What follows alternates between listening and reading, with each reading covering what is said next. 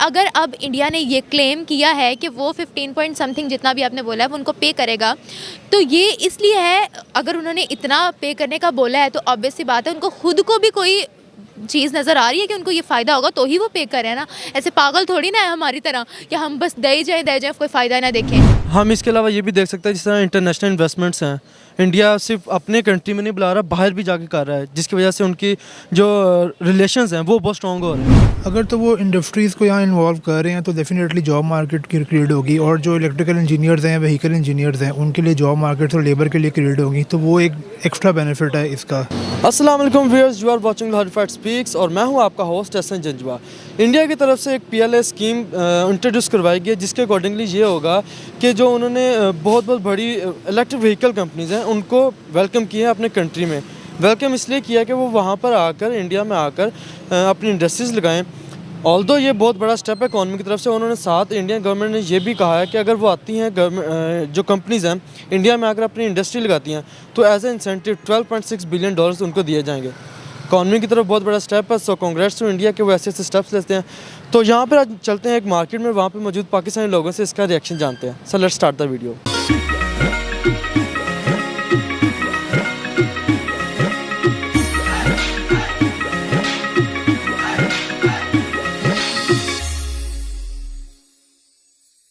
अस्सलाम वालेकुम। वालेकुम अस्सलाम। Your good name?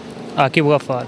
निम्रा, अभी कहते हैं इंडिया में एक स्कीम आई PLA स्कीम, जिसके अकॉर्डिंगली वो ये कहते हैं कि जितनी भी इलेक्ट्रिक व्हीकल्स कंपनीज़ हैं, अगर तुम इंडिया आके अपनी मैन्युफैक्चरिंग स्टार्ट करती है तो उनको एज ए इंसेंटिव $12.6 बिलियन का जो है इंसेंटिव दिया जाएगा। आपके ख्याल में कैसा स्टेप है कि बड़ी इकॉनमी जो उनके सेट होने वाली?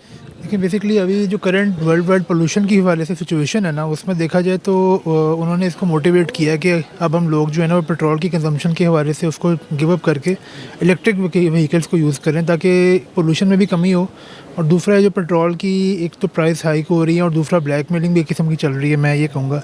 तो वो दरअसल उस मार्केट को भी थोड़ा सा डिस्करेज करने के हवाले से काम है। और दूसरा अगर आप पोल्यूशन के हवाले से देखें तो एनवायरमेंटल जो ग्लोबल वार्मिंग है और एनवायरमेंटल जो इफेक्ट है इसका, उसको चेंज करने में काफ़ी यूज़फुल होगा। तो जो चीज़ अगर इंडिया चाहे कर रहा है, अच्छी कर रहा है, तो इसको मतलब अप्रिशिएट करना चाहिए और इसको फॉलो करना चाहिए एज अ ट्रेंड या बेंचमार्क बाय पाकिस्तान और any other country as well. अच्छा, इससे पहले भी जो है इलेक्ट्रिक मोटर्स की कंपनीज जो है वो इंडिया में खुद भी इन्वेस्टमेंट कर चुकी हैं, जिनमें टाटा मोटर्स भी आती है, ठीक है। और अगर अब इंडिया ने ये क्लेम किया है कि वो 15 पॉइंट समथिंग जितना भी आपने बोला है वो उनको पे करेगा, तो ये इसलिए है, अगर उन्होंने इतना पे करने का बोला है तो ऑब्वियस सी बात है उनको खुद को भी कोई चीज़ नज़र आ रही है कि उनको ये फ़ायदा होगा तो ही वो पे कर रहे हैं ना। ऐसे पागल थोड़ी ना है हमारी तरह कि हम बस दे जाए कोई फ़ायदा ना देखें।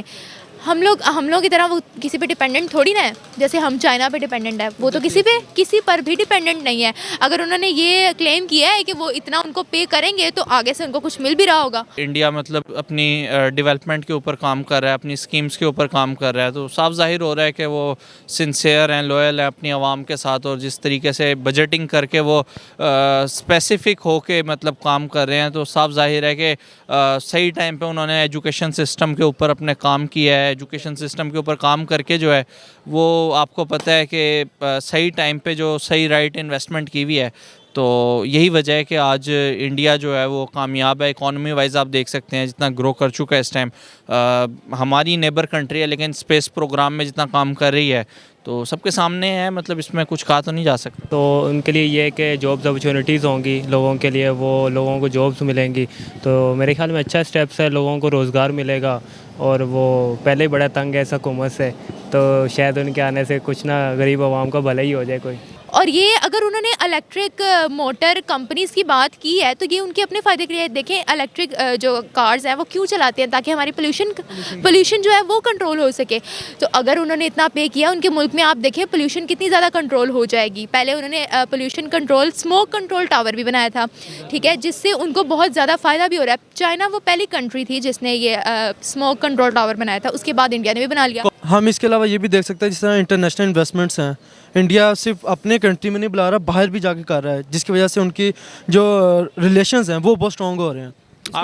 आप करेंसी देख लें ना, आप हमारी इस टाइम तकरीबन डॉलर जो है वो 180 तक गया हुआ है, और कब से उन्होंने अपना जो मतलब करेंसी है उसको बिल्कुल सही रखा हुआ है, स्टेबल किया हुआ है। तो उससे भी काफ़ी ज़्यादा फ़र्क पड़ रहा है। अच्छा, अगर हम इस चीज़ को इस तरह लेके इकॉनमी में बहुत ज़्यादा इफेक्ट होने वाला है, तो उसको इकॉनमी के तौर पे आप क्या देखें? उनकी इकोनॉमी में बहुत ज़्यादा हो रहा है। देखें, वो दिन ब दिन इंडिया के नए से नए प्रोजेक्ट्स आपको देखने को मिल रहे हैं।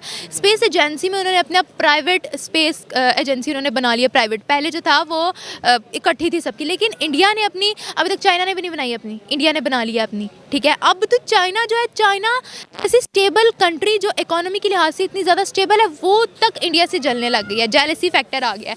अब उन्होंने जो अपनी प्रोडक्ट्स हैं वो तक इंडिया को जो है देने से इनकार कर दिया। क्यों? क्योंकि वो लोग जो इंडिया है उनसे आगे पहुंच रहे हैं। उन्होंने एक ऐसा एयरक्राफ्ट बना लिया था इंडिया ने जो चाइना से भी ज़्यादा पावरफुल था, जिस पे चाइना ने बहुत ज़्यादा ऑपोजिशन दिखाई थी। अच्छा, जिस तरह ये इन्होंने कंपनीज़ का कहा कि PLA स्कीम है और इसके अकॉर्डिंगली वो कंपनीज़ को बुला रहे हैं अपने मुल्क में, उनको कह रहे हैं कि आओ भाई यहाँ पे लगाओ, इससे अनएम्प्लॉयमेंट में क्या इफेक्ट आएगा? देखिए ना, जब इन्वेस्टमेंट आएगी वहाँ पे नए नए बिज़नेस स्टार्ट होंगे तो लोगों को रोज़गार मिलेगा, तो ऑब्वियसली अनएम्प्लॉयमेंट पे भी बहुत ज़्यादा फ़र्क पड़ेगा। अगर आप ये देखते हैं कि अनएम्प्लॉयमेंट को देखते हैं, उसके सिनेरियो में ये कैसा इनका जो है जितने भी स्कीम्स निकाल रहे हैं वो कैसी लेंगी? अगर तो वो इंडस्ट्रीज़ को यहाँ इन्वॉल्व कर रहे हैं तो डेफिनेटली जॉब मार्केट की क्रिएट होगी, और जो इलेक्ट्रिकल इंजीनियर्स हैं, व्हीकल इंजीनियर्स हैं, उनके लिए जॉब मार्केट्स और लेबर के लिए क्रिएट होगी। तो वो एक एक्स्ट्रा बेनिफिट है इसका, apart from the environmental positive point of view as well. तो एक चीज़ के मल्टीपल बेनिफिट्स हैं, इन्वायरमेंट के हवाले से भी, पेट्रोल प्राइस हाइक के हवाले से भी, करंट जो सिचुएशन चल रही है कोविड के बाद, और दूसरा है जो जॉब मार्केट के हवाले से भी। तो ये इसके काफ़ी बेनिफिट्स हैं। इसको एज ए ट्रेंड या बेंचमार्क पाकिस्तान को या बाकी ममालिक को, ख़ासतौर पे साउथ एशिया को कंसिडर करना चाहिए। व्हीकल्स कंपनीज़ हैं अगर इंडिया में लगती हैं, इकॉनमी पे इसके अलावा अनएम्प्लॉयमेंट जो है उस पर क्या इफेक्ट पड़ेगा आपकी? देखिए, अब ये वो पे कर रहे हैं, इससे उनको कोई खास फर्क नहीं पड़ेगा, क्योंकि उन पे भी तो फॉरेनर्स जो है, इन्वेस्टर्स, उन्होंने बहुत ज़्यादा इन्वेस्ट किया हुआ है। ये तो अब उनको दे रहे हैं ना। लेकिन आप देखिए, टाटा मोटर्स, एलॉन मस्क की जो कंपनी है, iPhone 13 की जो मैन्युफैक्चरिंग हो रही है अब इंडिया में हो रही है, टाटा मोटर्स ने इन्वेस्टमेंट की, वो मेरे ख्याल से कोई 30 मिलियन से ऊपर थी जो उन्होंने इन्वेस्टमेंट की थी। अपने मैन्युफैक्चरिंग प्लांट्स जो थे वो उन्होंने लगाए थे इंडिया में। तो कोई इतना खास फ़र्क तो नहीं पड़ेगा। अगर वो दे रहे हैं तो वापस भी उनको ही आना है, फ़ायदा भी तो उनका ही है। एग्जैक्टली। ओके, बहुत शुक्रिया। सो नाज़रीन, आपने देखा जितने भी लोग थे उनके व्यूज़ बहुत अच्छे थे। जाहिर सी बात है, इकॉनमी है, इकॉनमी जैसे जैसे ग्रो करेगी अवाम भी कतई खुश होगी, हमारे जो अदारे हैं या हमारे जो भी मुल्क के जितने भी हालात हैं वो बेहतर होते हैं। तो जाहिर सी बात है, इकॉनमी ग्रो करेगी, हमारे अनएम्प्लॉयमेंट कम होती है। ये चीज़ें इंडिया को कांग्रेट्स कहूँगा, क्योंकि उन्होंने कुछ ऐसे स्टेप्स लिए जिनकी वजह से वो पूरी दुनिया में इस टाइम ग्लो कर रहे हैं। सो बाकी मुल्कों को भी देखना चाहिए और इंडिया से थोड़े सबक ले लें। और चलते हैं, इसके साथ ही अपनी वीडियो का अख्ताम करते हैं। अल्लाह हाफिज़।